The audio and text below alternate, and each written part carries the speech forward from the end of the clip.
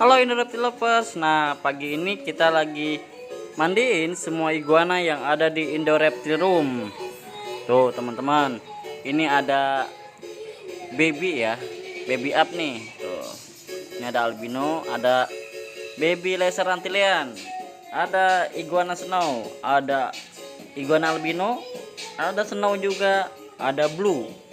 Dan juga ada Alstenosaura pectinata. Tuh, itu ada banana dan blue face, ada ped dan ada banana juga nih.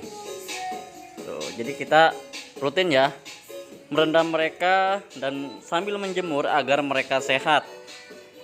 Bisa minum, memperlancar shedding dan ganti kulit, dan juga memperlancar pup atau buang kotoran teman-teman tuh. Jadi ini kita rutin lakukan setiap hari teman-teman biar sehat. Jangan lupa dijemur ya teman-teman ya. Thank you. Dah.